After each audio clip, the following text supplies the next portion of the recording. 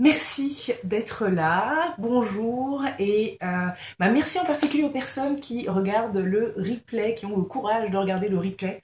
Merci d'être là, merci à vous qui êtes en live. Aujourd'hui, on va parler de quoi? Salut Livia. Aujourd'hui, on va parler de quoi? Eh bien, de ce mythe selon lequel être entrepreneur, c'est ne pas compter ses heures. Donc, ça, c'est tout un programme. Et je sais que ça parle à beaucoup d'entre vous, beaucoup d'entre nous, parce que il y a toujours des moments où évidemment on n'a pas compté nos heures. Et je vais faire bref sur le sujet. Je vais essayer de ne pas dépasser 10-15 minutes. Mais je vais vous donner aussi des choses à faire. Première chose à faire pour aujourd'hui, ça va être de commencer par me donner plein de petits cœurs parce que c'est trop mignon. Et ce serait très sympa. Je vais, avant d'entrer dans le vif du sujet, merci pour les petits cœurs, avant d'entrer dans le vif du sujet, je me présente très brièvement pour les personnes qui ne me connaissent pas du tout. Je suis Joanne Tatam, je suis coach mentor, je suis également l'auteur du livre J'arrête le superflu et mon job, ça consiste à accompagner les entrepreneurs ambitieuses qui veulent tout, le business, le fun, la vie qui déchire et plus précisément, je les aide à être plus efficaces dans leur business et à avoir un meilleur équilibre entre vie privée et vie professionnelle. Bonjour Nathalie, je suis obligée de me rapprocher, désolée, c'est pas très gracieux. Bonjour Nathalie. Voilà, donc il y a ce mythe, un mythe de plus selon lequel être entrepreneur, c'est ne pas compter ses heures. Et est-ce que c'est vrai, est-ce que c'est faux? Ma foi, j'ai envie de dire que c'est à la fois vrai et à la fois faux. C'est vrai parce que quand on est passionné, c'est souvent ce qui se passe quand on crée son business, quand on monte son activité. Pour beaucoup, on est passionné par ce qu'on fait, on kiffe, on adore, et forcément, la passion nous pousse à ne pas compter nos heures. C'est un petit peu comme quand on rencontre quelqu'un et qu'on entame une relation sentimentale comme ça au tout début. On s'en fiche de passer des nuits blanches et d'être à moitié endormi le lendemain au boulot. On s'en fiche, on voit pas le temps passer. Voilà, on est là, on est pleinement là, on profite. Et puis finalement, quand on crée son activité, c'est un petit peu la même chose. Quand on aime ce qu'on fait, ouais, forcément. Vu qu'on est seul maître à bord et qu'il n'y a personne pour nous dire bon maintenant il faut que tu arrêtes, maintenant voilà, il faut que tu passes à autre chose, il faut que tu prennes des vacances, etc. Forcément, on est à fond dedans, on compte pas nos heures.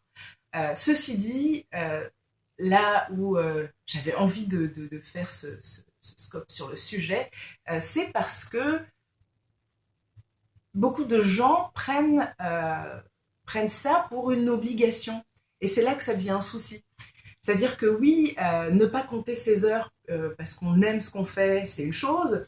Ne pas compter ses heures parce qu'on a envie de ne pas compter ses heures, c'est une chose. Et moi, ça m'arrive parfois de bosser en soirée ou de bosser le week-end. Ça m'est arrivé plus d'une fois de refaire tout mon site web parce que j'ai un passé dans la création de sites internet. Ça m'est arrivé de passer un samedi soir jusqu'à minuit, 1h du matin à geeker derrière mon ordi. C'est pas un souci, c'est par passion que je l'ai fait parce que j'avais envie de le faire. Mais c'est pas, voilà, gaffe au burn-out comme tu dis Nathalie, c'est pas une obligation que de ne pas compter ses heures. Si vous pensez ça, il y a une chose sur laquelle j'aimerais vraiment attirer votre attention concernant toutes les croyances un peu comme ça.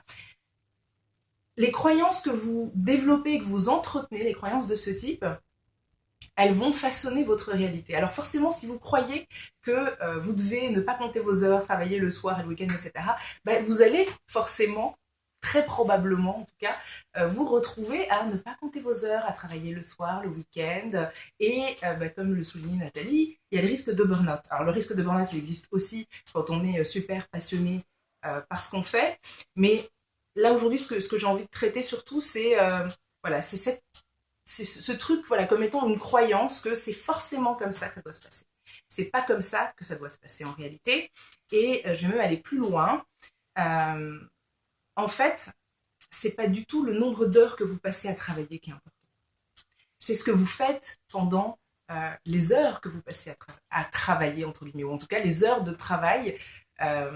Ce qui compte, c'est pas le temps, assez, c'est ce que vous faites réellement. Parce que, voilà, on sait tous comment ça se passe, hein, avec les réseaux sociaux. Euh, Notamment les emails, les interruptions, que ce soit alors quand on est à la maison, ça peut être un peu n'importe quoi, le facteur qui sonne à la porte, et puis un coup de téléphone, et puis que sais-je encore. Et puis finalement, sur le temps effectif, enfin, le temps qu'on est censé passer à travailler dans la journée, il y a beaucoup d'heures comme ça qui s'évaporent. Puis le temps qu'on passe à glander sur Facebook, à surfer de lien en lien sans but, à errer un petit peu comme ça, c'est du temps perdu. Et donc, si vous vous retrouvez à travailler le soir et le week-end, non pas parce que vous avez plein de projets, des nouvelles idées qui vous viennent comme ça, mais parce que on rebondit sur le thème d'hier qui était les journées sont trop courtes, euh, en fait, c'est que vous avez un problème, c'est que probablement que le temps que vous passez à travailler, il n'est pas suffisamment focusé. On revient toujours un petit peu à la même chose, et je sais que certaines personnes trouvent que je me répète beaucoup, mais je pense que tant qu'il y aura des gens qui auront des problèmes d'efficacité et d'équilibre vie privée et professionnelle, eh bien je devrais répéter encore et toujours indéfiniment toutes ces choses parce que c'est important et c'est ce qui va probablement aussi vous pousser à passer à l'action. Donc, euh, donc voilà, alors je re-regarde mes notes parce que je perds le fil. Euh, oui, donc c'est ce que vous faites de vos journées qui est important. Et Nathalie, tu dis, puis je parlais d'éviter de s'éparpiller sur 36 projets hier, effectivement. C'est un petit peu la même chose, voilà, s'éparpiller sur trop de projets en même temps, c'est un petit peu la même chose que de se faire interrompre en permanence, que ce soit par les réseaux sociaux, un coup de téléphone, les emails, quelqu'un qui sonne à la porte, etc. On n'est pas multitâche. En réalité, je sais, mesdames, on nous ment depuis toujours, on dit que les femmes sont multitâches, qu'on est capable de faire des milliards de choses en même temps, et c'est faux. C'est pas vrai parce que le cerveau ne sait juste pas le faire, que ce soit un cerveau masculin ou un cerveau féminin, ça ne change rien. Voilà, on n'est juste pas multitâche. Le cerveau, oui, on peut faire plusieurs choses en même temps, mais on va les faire moins bien. Donc, quand on s'éparpille sur plusieurs projets en même temps, on fait les choses un peu moins bien, forcément. Et, euh, et voilà. Et donc, vous interrompre, que ce soit avoir 36 projets en même temps dans la journée ou vous interrompre en permanence parce que vous allez sur Facebook, que vous traînez, etc., c'est évidemment une perte de temps. Et puis, surtout, c'est ce qui va vous pousser forcément ce qui va renforcer cette croyance selon laquelle, ouais, être entrepreneur, c'est bosser aussi le soir et le week-end, hein, faut pas compter ses heures, etc. Alors oui, il faut travailler, encore une fois, je dis pas que c'est se tourner les pouces, hein, que d'être entrepreneur et que voilà, que c'est se dorer la pilule au soleil tout le temps. Non, c'est aussi du travail, hein. Il faut travailler pour faire naître ses projets, tout bêtement, hein, pour atteindre ses objectifs, et puis aussi parce qu'on aime ce qu'on fait, idéalement. Euh, mais voilà, vous n'avez pas besoin de travailler le soir et le week-end, et si vous le faites, c'est probablement qu'il y a un problème dans vos journées. Et aujourd'hui, je vais vous donner une mission. Je regarde l'heure, ça va. Je vais vous donner une mission aujourd'hui, et ma mission pour vous aujourd'hui, ça va être d'éliminer le bruit. Éliminer le bruit. Qu'est-ce que j'entends par là? Je parlais tout à l'heure des réseaux sociaux. Et moi, ce que je vous invite à faire, c'est à vous focaliser sur ce qui est vraiment important pendant vos journées de travail et commencer par éliminer les distractions, éliminer le bruit. Le meilleur conseil, la meilleure chose que j'ai faite ces derniers mois, personnellement, ça a été de mettre mon téléphone portable, mon smartphone, en mode priorité, sonnerie prioritaire uniquement. Ce qui veut dire qu'en gros, c'est seulement si c'est ma mère ou mon mari qui m'appelle ou m'envoie un message que ça va sonner. Le reste du temps, quelle que soit la notification, que ce soit un email, les réseaux sociaux, des mentions, des directs messages, des messages privés, tout ce que vous voulez, ça ne sonne pas. J'ai toujours les notifications visuelles, mais ça ne sonne pas. Donc quand je suis focalisée sur ce que je fais, focalisée sur une tâche, je ne suis pas interrompue. Ce que je vous recommande de faire aussi, alors c'est quelque chose, j'arrive à ne pas traîner sur les réseaux sociaux quand j'ai rien à y faire et que j'ai plus intéressant à faire. Je sais que c'est pas évident pour tout le monde. Donc, je vais dire quelque chose qui va peut-être vous faire tout drôle, mais j'ai vu quelqu'un aujourd'hui, un de mes contacts, qui me disait sur Instagram qu'elle s'était rendu compte de ce qui finalement lui bouffait beaucoup de temps dans ses journées, et ce qui la rendait moins efficace, c'était Facebook. Et donc, elle a supprimé l'application Facebook de son téléphone. Alors, voilà, je sais que pour certaines personnes, ça peut être difficile de faire ça. Ne serait-ce que supprimer, enfin voilà, enlever les notifications. Hein. Comme ça, vous n'avez même plus les notifications visuelles. Ça peut déjà vous aider. Si vous êtes prête à aller plus loin et enlever l'application Facebook, moi je ne me vois pas le faire, pas encore en tout cas.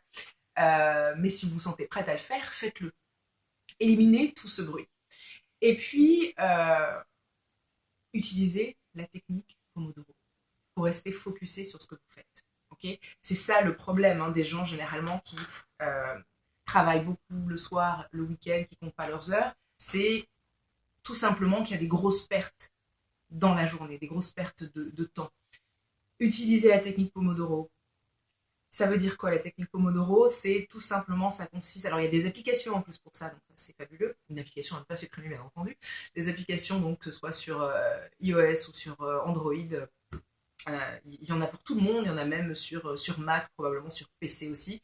La technique Pomodoro, c'est quoi? Ça consiste à se focaliser sur une tâche pendant 25 minutes, mais de façon intensive, et ensuite faire une pause de 5 minutes. Et on recommence comme ça 4 fois, et au bout de la 4e fois, si je ne dis pas de bêtises, on fait une pause plus longue de 15 minutes. Et donc pendant les 5 minutes, vous pouvez regarder vos mails, vous pouvez regarder Facebook, mais une fois que ça ressonne pour vous indiquer que voilà, c'est un nouveau cycle qui est entamé, eh bien vous remettez dans votre travail. Et ça, pour moi, ça a fait des miracles. C'est comme ça que j'ai réussi à écrire mon livre.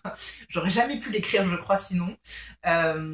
Ça aide parce que, et d'une, on sait qu'on a 25 minutes pour au moins faire quelque chose, avancer. Donc, on n'a plus trop le choix. Il faut y aller parce que 25 minutes, ça passe très, très vite. Puis, on a la carotte parce que, voilà, vous pouvez aller sur Facebook, vous pouvez regarder vos mails, etc. Mais vous avez une fenêtre de 5 minutes, comme ça, toutes les 25 minutes, et puis ensuite, une fenêtre plus longue. Voilà, donc ça, c'est mes prescriptions pour vous aujourd'hui. Éliminez le bruit.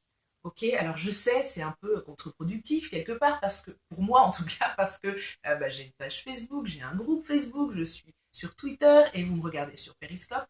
Mais peut-être que vous me regardez aussi sur YouTube quand je mettrai le replay dessus. Voilà, il y a très peu de choses qui ne peuvent pas attendre.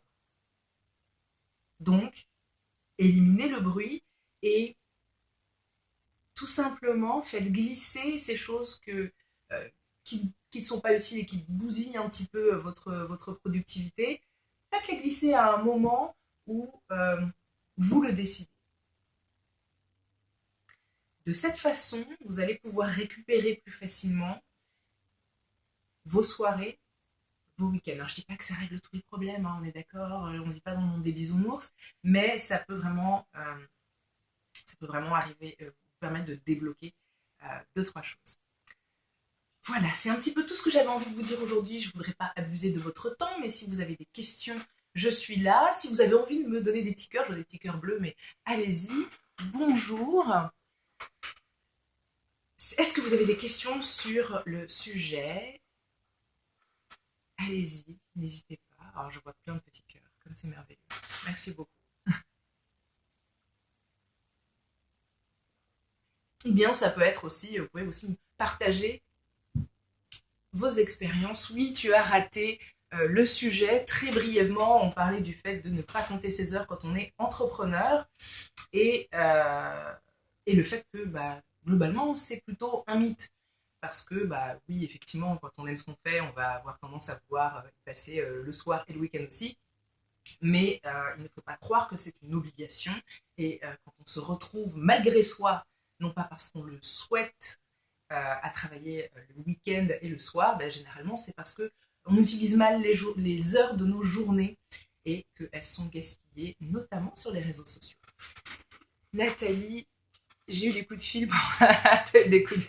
pendant mon scope. Est-ce que c'était des coups de fil importants? C'est ça qu'il faut savoir. Qu'est-ce qui était le plus important? Mon scope, tu pourras le revoir en replay, à la limite, tu vois. Mais voilà, est-ce que c'était vraiment des coups de fil? Est-ce que, voilà, quand tu es en train de travailler, est-ce que tu reçois des coups de fil comme ça?